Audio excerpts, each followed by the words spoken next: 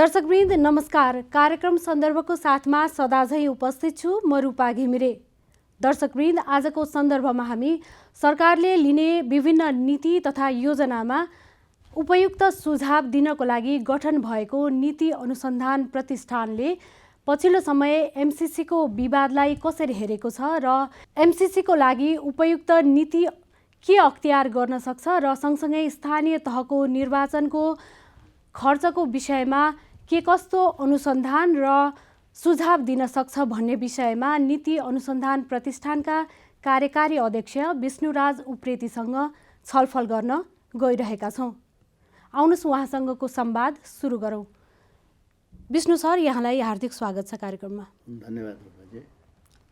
Upreti sir, मैले यहाँलाई सुरुमै एउटा प्रश्न गर्न चाहेँ। अहिले जसरी एमसिसीको परियोजनाको कुरा जसरी अहिले सतहमा जति विवादित रूपमा अल्झिरहेको छ, अब यसलाई नीति अनुसन्धान प्रतिष्ठानले कसरी लिएको छ र नीति अनुसन्धान प्रतिष्ठान अलिकति मौन रहेको हो कि भन्ने पनि कुरा आइराख्दा कसरी लिनुभएको छ? मौन रहेको छैन रूपाजी। हामीले यही एमसिसीमा अहिले जसरी बहस भइरहेको छ त्योभन्दा अलि भिन्न तरिकाले हामीले अध्ययन अनुसन्धानको तयारी गरेर काम गर्दैछौँ। त्यसमा चाहिँ हामीले वैदेशिक सहायताका शर्तहरू के कस्ता हुँदा रहेछन्, ती शर्तहरूले कस्तो खालको प्रभाव पार्दा रहेछन्, ती शर्तहरू एउटै खालका हुँदा रहेछन् कि भिन्न भिन्न हुँदा रहेछन्, यस्ता खालका शर्तहरूले अल्पकालीन, मध्यमकालीन, दीर्घकालीन रूपमा कसरी प्रभाव पार्ने रहेछ भन्ने हिसाबमा अलि प्राज्ञिक खालले हामी अध्ययन अनुसन्धान गरिरहेकै छौँ र त्यसको परिणाम आइसकेको छैन। तुलनात्मक रूपमा पनि हेर्नुपर्ने विषय रहेछ यो। अहिले बारम्बार एमसिसीको बहस हुँदाखेरि एमसिसीको तर्फबाट बोल्नेहरूले यो मात्रै हो र अरू दाताहरूले पनि त दिँदाखेरि यस्ता सम्झौताहरू हुन्छन्, यो चाहिँ सन्धि ऐन आकर्षित हुन्छ भन्ने थरीथरीका कुराहरू गरिराखेका हुनाले हामीले एउटा अनुसन्धान संस्था, राज्यको अनुसन्धान संस्था भएको नाताले यसको अलि जरैदेखि अलि बृहत्तर तरिकाले हेरौँ भनेर अध्ययन सुरु गरेका छौँ। तर हाम्रा विविध कठिनाइको कारण यसलाई यो अनुसन्धानलाई केही समय लाग्दैन नि छ। तर सुरुवाती कामहरू भइराखेको छ। यो एमसिसी नै मात्रै भन्दा पनि एमसिसीले नेपालमा सृजना गरेको बहसको जरोसम्म गएर हामी अध्ययन गर्दैछौँ। अध्ययनको क्रममा यहाँहरूले के कस्तो कुराहरू फाइन्डिङ्स? यस्तो हाम्रो अहिले फाइन्डिङ्स नै आइसकेका छैन। हामीले के गरेका छौँ भने विभिन्न बहुपक्षीय र द्विपक्षीय विकास सहायता संस्थाहरू, हाम्रा सहयोगी मित्र राष्ट्रहरूले नेपाललाई अनुदान दिँदाखेरि यो अनुदानका शर्तहरू कस्ता कस्ता हुँदा रहेछन्, किन ती शर्तहरू आउँदा रहेछन्, ती शर्तको पछाडिका कारणहरू के हुन सक्दा रहेछन् र त्यसले कस्तो खालको अल्पकालीन, मध्यकालीन, दीर्घकालीन प्रभाव पार्छ, यो बारेमा हामीले अलि बृहत तरिकाले सैद्धान्तिक र व्यावहारिक दुवै कुराहरूलाई हेरेर हामीले यो अध्ययन सुरु गरेका हौँ। यसमा कस्तो देखिन्छ भने तपाईँको राणा शासनको अन्त्य भएर नेपालमा प्रजातन्त्रको स्थापना हुन बित्तिकै सन् 1956को पहिलो त्रिवर्षीय योजना आयो। त्यो बेलादेखि नै विदेशी सहायता छ। अझ भनियो भने राणाकै पालामै हाम्रो चाहिँ जलविद्युत योजनाबाट वैदेशिक सहायता सुरु भएको। अहिलेसम्म हाम्रा वैदेशिक सहायताहरू कहाँ पुगे त? यिनले हामीलाई कता लगे? के यिनले अपेक्षाकृत परिणाम दिन सकेनन् भने किन सकेनन्? यो कुरा पनि समीक्षाको विषय बन्नुपर्छ, आधारभूत रूपमा बन्नुपर्छ भन्ने मान्यताको आधारमा अलि बृहत्तर खालको हाम्रो स्टडी भएको हुनाले यसलाई अलिकति समय लाग्ला। तर यसमा हामी नेपाल सरकारलाई एउटा ठोस सुझाव, हामी वैदेशिक सहायताका आधारहरू, वैदेशिक सहायताका शर्तहरू, वैदेशिक सहायताबाट हुन सक्ने सकारात्मक र सुधार्नुपर्ने पाटाहरू, यी यावत उसको एउटा निचोडमा सल्लाह दिन्छौँ। तर फेरि एमसिसी परियोजनाको त निश्चित समय सीमा छ। त्यो समय सीमा नजिकिँदै गरेको छ। यहाँहरूको अध्ययनको यो फेरि लामो दौरान होला, कसरी यो सम्भव होला? यसो हो, अध्ययन अनुसन्धानको आफ्नै विधि हुन्छ, आफ्नो प्रक्रिया हुन्छ। त्यसका सबै कुरा मर्म सबै पुगेन भने त्यो अनुसन्धान हुँदैन। त्यस कारणले हामीलाई अब यो राजनीतिक विषय हो। यो अहिले एमसिसी पास गर्ने अथवा नगर्ने भन्नेसँग हामीले त्यसमा यो सकिन लाग्यो, त्यस कारणले हतार गरेर जे थाहा छ त्यही दिउँ भन्ने खालले हामीले गर्नु पनि भएन। र फेरि हामीले गर्दैमा त्यो राज्यले लागू नै गर्छ भन्ने छैन, हाम्रो त सल्लाहकारी भूमिका हो। त्यस कारणले यो आफ्नो प्रक्रिया अनुसार जान्छ। राजनीतिक नेतृत्व यसको गहिरो बहसमा हुनुहुन्छ। राजनीतिक नेताहरू, प्रधानमन्त्रीज्यूहरू, अर्थमन्त्रीज्यूहरू, परराष्ट्र मन्त्रीज्यूहरू, अलि माथिल्लो तहमा उहाँहरू आफ्नो तरिकाले गर्नु होला, टुङ्ग्याउनु होला। तर यो एमसिसी जस्ता अरू पनि आउन सक्छन् भविष्यमा, एमसिसी भन्दा भिन्न प्रकृतिका पनि आउन सक्छन्। हामीले त्यस कारणले हामीले यो सबैलाई नै अलि गहिर्याएर केलाएर हेऱ्यौँ भनेदेखि नेपाल सरकारलाई यसैमा मात्रै होइन कि अरूमा पनि दीर्घकालीन हाम्रो वैदेशिक सहायताको रणनीति, दीर्घकालीन उपलब्धिका समीक्षाका आधारहरू यो सबै तयार गर्नको लागि उपयोगी हुने हुनाले एमसिसी अहिले पास हुन बित्तिकै यो अध्ययनको औचित्यता नहुने भन्ने हुँदैन।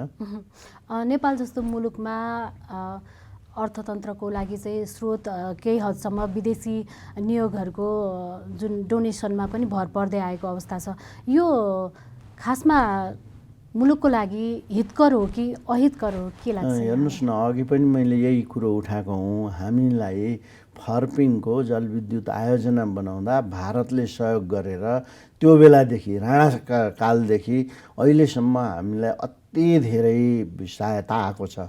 विभिन्न देशहरूले, बैङ्कहरूले, विभिन्न स्रोतबाट सहायताहरू आए।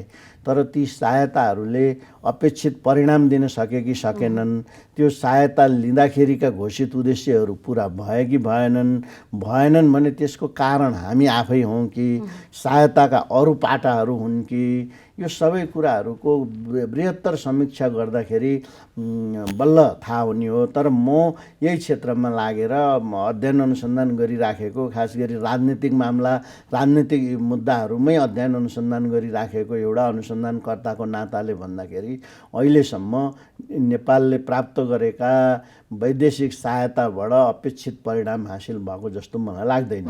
तर यो राष्ट्रिय योजना आयोगले, नेपाल सरकारले, हामी जस्ता नीति अनुसन्धान प्रतिष्ठान जस्ता संस्थाहरूले बृहत्तर रूपमा अध्ययन अनुसन्धान गरेर त्यसको आधारमा दीर्घकालीन रणनीति बनाउनुपर्छ। केही कामहरू यो लाइनमा भएका पनि छन्।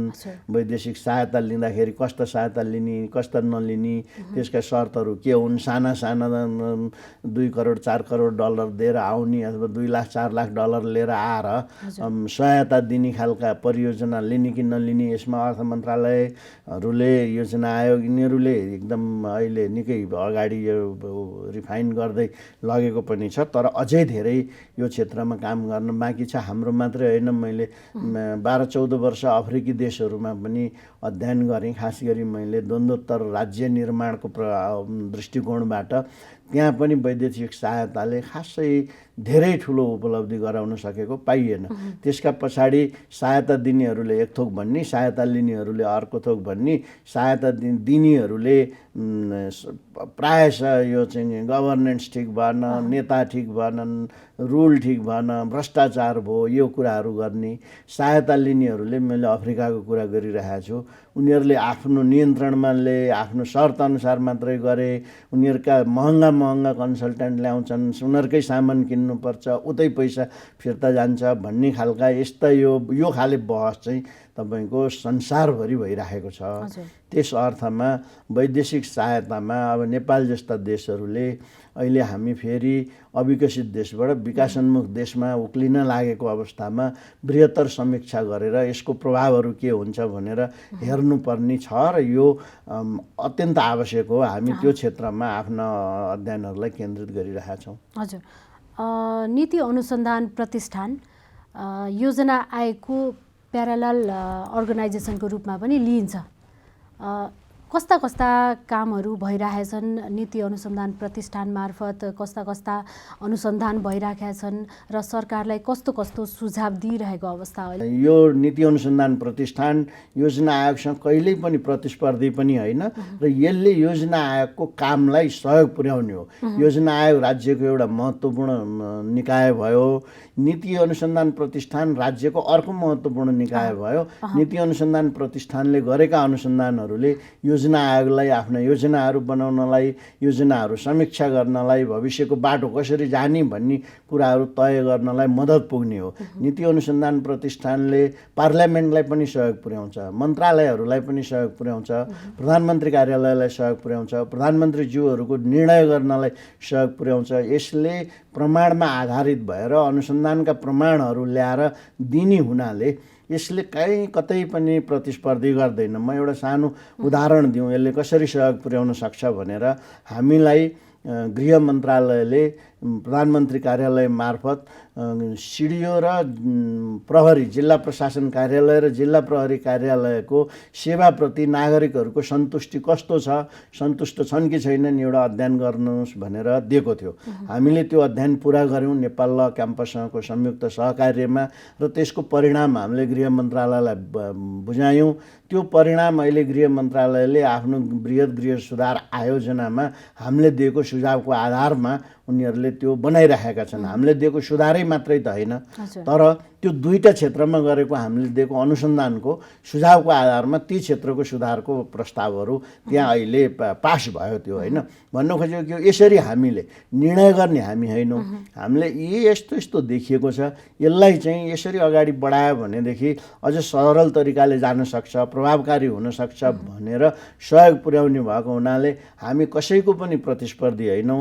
नेपाल सरकारका निकायहरूलाई बढी प्रभावकारी बनाउनलाई, प्रमाणमा आधारित बनाउनलाई, नागरिकका अपेक्षा पुरा गर्नलाई सहयोग गर्ने सहयोगी सल्लाहकारी भूमिका भएको संस्था हो। त्यसकारणले नीति अनुसन्धान प्रतिष्ठान चाहिँ योजना आयोगको प्रतिस्पर्धी हो, प्यारलल हो भन्ने बुझाइ छ भने त्यो होइन, त्यो प्यारलल होइन। मैले योजना आयोगको उपाध्यक्षजीसँग डाक्टर विश्व पौडेलसँग पनि 2-3 राउन्ड यो बारेमा कार्यक्षेत्रको हिसाबमा होइन, थिङ्क ट्याङ्कको हिसाबले चाहिँ नाम त हो, थिङ्क ट्याङ्क नै हो, योजना आयोग पनि थिङ्क ट्याङ्क हो होइन, तर कामको क्षेत्रमा प्रष्ट रूपमा अलग छ र कतिपय कुराहरूमा उहाँहरूको पनि एउटा काम चाहिँ अनुसन्धानको पनि गर्ने भनेको हुनाले त्यस्तो काम हुँदाखेरि हामी उहाँहरूसँग बसेर हामी प्रत्येक वर्ष गर्ने कार्यक्रमको यो काम गर्दैछौँ भनेर त्यो डुप्लिकेट भन्छ नि, दोहोरोपना नआओस् भनेर पनि हामीले लिखित रूपमा पठाउँछौँ। उहाँहरूसँग समय समयमा बसेर छलफल भेटघाट पनि हुन्छ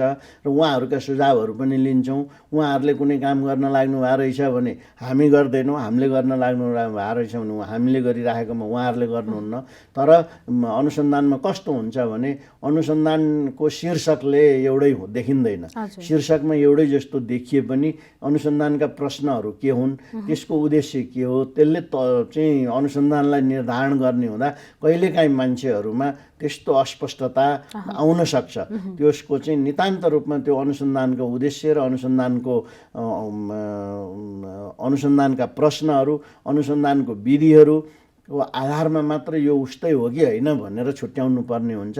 त्यहाँ कतै त्यस्तो कन्फ्युजन भएको छ भने सायद यो कारणले भएको हुनसक्छ।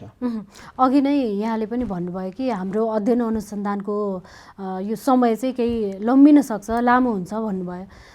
नीति अनुसन्धान प्रतिष्ठानको कामको सुस्ततालाई देखेर हो या के हो, बाहिरी मान्छेहरूले चाहिँ यसको अलिकति प्रभावकारितामाथि पनि प्रश्न उठाउने गरेको र सँगसँगै कतिले त नीति अनुसन्धान प्रतिष्ठान चाहिँ एउटा कर्मचारी भर्ना गर्नको लागि बनाइएको संस्था हो भन्ने पनि आरोप छ। कसरी खण्डन गर्नुहुन्छ? होइन, त्यो चाहिँ त उहाँहरूले कि त नबुझेर कि त पूर्वाग्रह राखेर, यही दुईटा कारणले हो।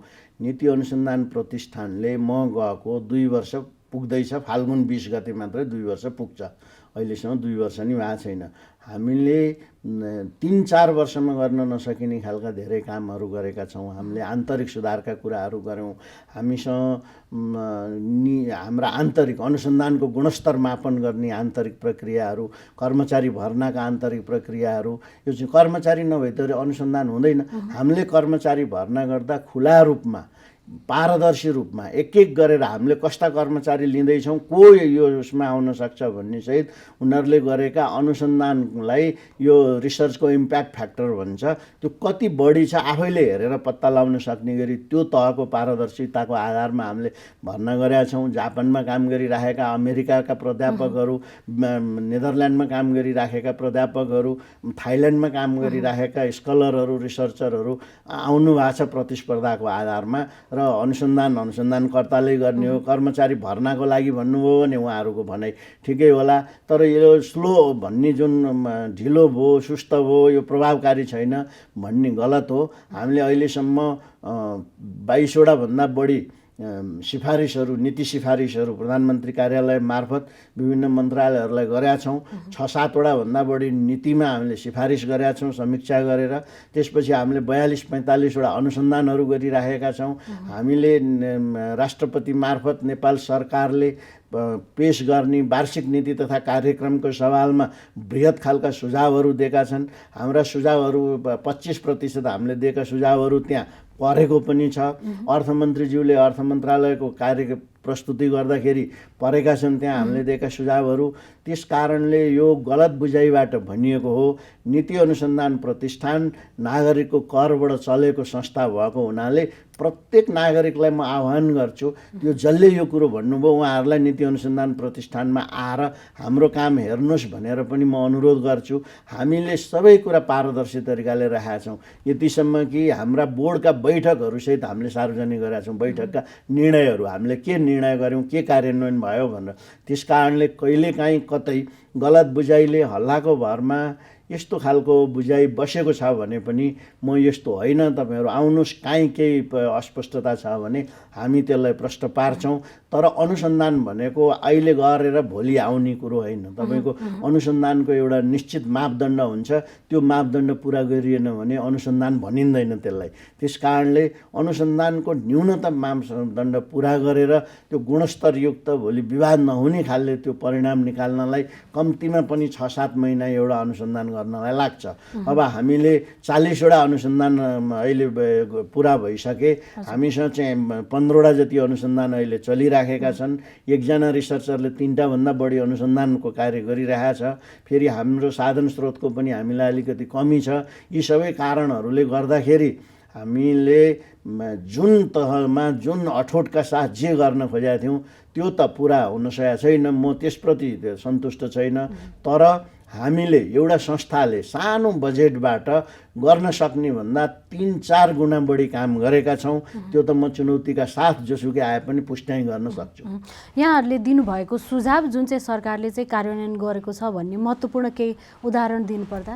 एउटा त म सबैभन्दा पहिला हामीले परराष्ट्र मन्त्रीलाई यो कोभिडको महामारीको बेला अवैतनिक दूतहरूले यो कोभिडका सामानहरू, ताप नाक्ने योहरू चाहिँ ब्ल्याक त्यो निलो प्लेट प्रयोग गरेर ब्ल्याकमा बेचेको कुरा आइसकेपछि यस्तो खालकोलाई बृहत समीक्षा गर्दाखेरि यो उपयुक्त भएन, खारेजी हुनुपर्छ भनेर दिएका थियौँ। हामीले पनि दियौँ, उहाँलाई नि लाग्यो होला, अन्तबाट पनि आयो। त्यो उहाँले खारेजी गर्नुभएको थियो। एउटा इक्जाम्पल होइन। अहिले मैले भने गृह प्रशासन सुधार योजनामा तपाईँले हेर्न सक्नुहुन्छ, नीति अनुसन्धान प्रतिष्ठानले दिएका अधिकांश सुझावहरू त्यहाँ परेका छन्। त्यति मात्र नभएर गृह मन्त्रालयले त्यो गृह प्रशासन सुधार योजनामा नीति अनुसन्धान प्रतिष्ठानको नामै किटेर भनेको छ। अघिल्लो पटक यो अर्थमन्त्रीले प्रस्तुत गरेको अर्थ मन्त्रालयको वार्षिक बजेटमा हामीले दिएका धेरै सुझावहरू परेका छन्। अहिले हामीले दिएका थुप्रै सुझावहरू राष्ट्रिय नीति बनाउँदाखेरि त्यो नीतिमा समावेश भएका छन्।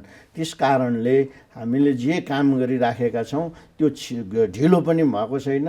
यसकोले राज्यलाई दिनुपर्ने जति हामीले दिएको पनि छौँ।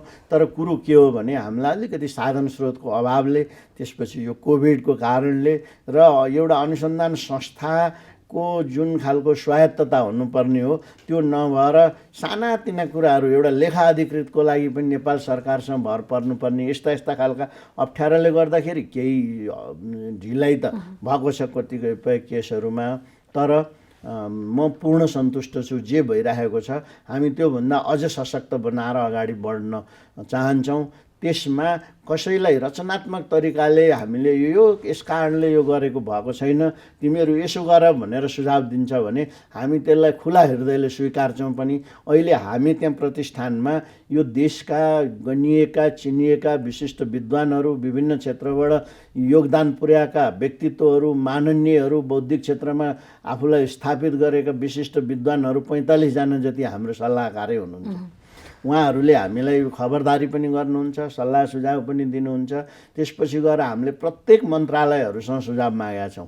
हामीले नियमित बैठकहरू गर्छौँ नीति अनुसन्धान प्रतिष्ठान र मन्त्रालयका नीति महाशाखा हेर्ने सहसचिवज्यूहरूसँग। उहाँहरूले हामीलाई फिडब्याकहरू दिनुभएको छ अनि हाम्रो समीक्षा हुन्छ, समीक्षामा हामीलाई चाहिँ फिडब्याक दिइन्छ। यी सबै कारणले गर्दाखेरि नीति अनुसन्धान प्रतिष्ठानले अहिले 2 वर्षमा गरेको काम यही तरिकाले अगाडि बढाउन सकियो भनेदेखि राज्यको लागि यो एउटा अति आवश्यक संस्थाको रूपमा स्थापित हुन्छ। त्यस कारणले म तपाईँको यही सञ्चार माध्यमबाट अनुरोध गर्छु, नीति अनुसन्धान प्रतिष्ठान राज्यको करबाट चलेको संस्था हो। हामी त्यहाँ जो काम गरिरहेका छौँ राज्यको करबाट हामी काम गरिरहेका छौँ। त्यस कारणले तपाईँहरूले मेलबाट, फोनबाट खुला रूपमा लेखेर आएर जे जस्ता सुझावहरू सुधारको लागि दिनुहुन्छ हामी त्यसलाई आत्मसात गर्छौँ। अब हामी कार्यक्रमको करिब अन्तिममा छौँ। अहिले स्थानीय तहको निर्वाचनको कुरा चाहिँ तातो बहसको रूपमा छ। स्थानीय तहको निर्वाचन, यसअघिको निर्वाचनमा पनि जुन किसिमको खर्च गरिन्थ्यो अव्यवस्थित तवरले, त्यो कुरालाई लिएर चाहिँ महालेखा परीक्षकले चाहिँ जुन किसिमले जति रूपमा चाहिँ गरियो यो आवश्यक होइन, यसलाई कम गर्न पर्नेछ भनेर निर्देशन दिइरहेको अवस्थामा फेरि पनि अहिले स्थानीय तह निर्वाचनकै हामी सङ्घारमै छौँ। खर्चलाई कम गर्नलाई, व्यवस्थित गर्नको लागि यहाँहरूको सुझाव चाहिँ के हुन सक्छ? रूपाजी एकदम समसामयिक र अत्यन्त सान्दर्भिक प्रश्न राख्नुभयो। निर्वाचन आयोगले प्रधानमन्त्री कार्यालय मार्फत हामीलाई 3वटा अनुसन्धान गरिदिनु भनेर 2 वर्ष अगाडि नै पठाएको थियो। त्यो मध्येको एउटा अनुसन्धान यो थियो, यो नेपालमा विद्युतीय मतदान प्रणालीको चाहिँ कस्तो प्रभावकारिता छ, भोटिङ मेसिन भन्छ नि अहिले जुन बहस भइरहेछ, यसको अध्ययन पुरा गरेर हामीले यसको प्रतिवेदन नै प्रधानमन्त्री कार्यालय निर्वाचन आयोगमा पठाएर यो सार्वजनिक भइसकेको छ। यसमा हामीले के भनेका छौँ भने भोटिङ मेसिन एकैचोटि देशैभरि लागू गर्नलाई, बाहिरबाट ल्याएको मेसिनहरू गर्नलाई अहिले नै तत्काल सम्भव नदेखिएकोले सानो तरिकाले थोरै रूपमा परीक्षण गर्दै राजनीतिक पार्टीहरूको विश्वास जित्दै मेसिनको विश्वसनीयता प्रमाणित गर्दै र हाम्रै देशको संस्था नेपाल राजकीय प्रज्ञा प्रतिष्ठान जस्तो नेपाल विज्ञान तथा प्रविधि प्रज्ञा प्रतिष्ठानले सिफारिस गरेर गर्ने गरी जानुपर्छ भनेर भनेका थियौँ। अहिले निर्वाचन आयोगले त्यही कुराहरू अगाडि बढाउनलाई अहिले हामी केही क्षेत्रमा परीक्षणको रूपमा गर्छौँ भन्दै हुनुहुन्छ। दोस्रो, हामीलाई अनुसन्धान निर्वाचन प्रणाली अत्यन्त खर्चिलो भयो, सर्वसाधारणहरूले भाग लिनै नसक्ने खालको भयो।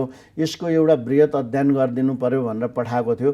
त्यो अध्ययनमा हामीले पूर्व प्रमुख निर्वाचन आयुक्तहरूदेखि लिएर विशिष्ट खालका यो क्षेत्रका ज्ञाताहरूसहित एउटा 7-8 महिना भयो नेपाल ल क्याम्पस र हामी भएर अनुसन्धान गरिरहेका छौँ। हामीले यही सिलसिलामा प्रदेशहरूमा गएर पनि प्रदेशका मुख्यमन्त्रीहरू, त्यहाँका राजनीतिज्ञहरू, सांसदहरू, पत्रकार, समाजसेवी, नागरिकहरू सबैसँग सरसल्लाह छलफल गरेर आयौँ। उहाँहरूको प्रष्ट सुझाव छ, यो निर्वाचन महँगो भयो, यो निर्वाचनको महँगो प्रणाली बदल्नुपर्छ। राज्यबाट चाहिँ बरु पार्टीहरूलाई भोटको आधारमा, भोटको अनुपातको आधारमा सिधै भुक्तानी गर्ने व्यवस्था गर्नुपर्छ, अवधि छोटो राख्नुपर्छ भन्ने विविध खालका 35-40 वटा सुझावहरू आएका छन्। हामीले सर्वे पनि गरेका थियौँ। छिट्टै हामी त्यो अन्तिम चरणमा छ, त्यसलाई फाइनल गरेर पनि बुझाउँछौँ। अर्को तेस्रो थियो, विदेशमा बस्ने नागरिकहरूको लागि भोटिङको सुनिश्चितता कसरी गर्न सकिन्छ भन्ने पनि अध्ययन गर्नु भनेर हामीलाई दिएको थियो। त्यसमा चाहिँ हामीलाई के अप्ठ्यारो पर्यो भने हामीसँग साधन स्रोत नभएको कारणले हामी आफै गएर ती देशहरूमा गर्न सम्भव भएन। परराष्ट्र मन्त्रालय मार्फत राजदूतावासहरूको सहयोगमा गर्नुपर्ने एक चरणको हामीले परराष्ट्र मन्त्रीजीसँग वार्ता गरिसक्यौँ यसको बारेमा पनि। तर अहिलेसम्म पनि त्यसलाई अलिकति अगाडि बढाउन धेरै खालका जटिलता भएको हुनाले यसलाई कसरी अगाडि बढाउने भन्ने बारेमा हामी छलफल गर्दैछौँ। एकातिर सर्वोच्च अदालतले निर्वाचन आयोगलाई, नेपाल सरकारलाई आदेश दिइसकेको अवस्था छ विदेशमा बस्ने नागरिकको मतदानको चाहिँ सुनिश्चितता गर्न। अर्कोतिर यो प्रविधिसँग पनि जोडिएको, ती देशका कानुनहरूसँग पनि जोडिएको धेरै जटिलता भएको र अलिकति हामी भौतिक रूपमा गएर अनुसन्धान गर्न नसकिने भएको हुनाले परराष्ट्र मन्त्रालयको पूर्ण सहयोगमा मात्रै यो अनुसन्धान अगाडि बढ्न सक्ने देखियो र यही कुरालाई लिएर गएर मैले परराष्ट्र मन्त्रीज्यूसँग लामो छलफल पनि गरेँ। उहाँले प्रतिबद्धता जनाउनु भएको छ सहयोग गर्ने। अब त्यो परराष्ट्रको सहयोगबाट हामीले यो अनुसन्धान पनि अगाडि बढाउँछौँ। तर निश्चितै रूपमा हो तपाईँले भनेको यो निर्वाचन खर्चिलो छ, यो निर्वाचन प्रणाली धान्न सक्ने खालको छैन र यसमा परिवर्तनको आवश्यकता छ। हस्, महत्त्वपूर्ण समय दिनुभयो, धेरै धन्यवाद। धन्यवाद रूपाजी। उहाँ हुनुहुन्थ्यो नीति अनुसन्धान प्रतिष्ठानका कार्यकारी अध्यक्ष विष्णुराज उप्रेतीज्यू। उहाँसँगको यो कुराकानीसँगै आजको लागि सन्दर्भको समय सकिएको छ। बिदा दिनुहोस्, नमस्ते।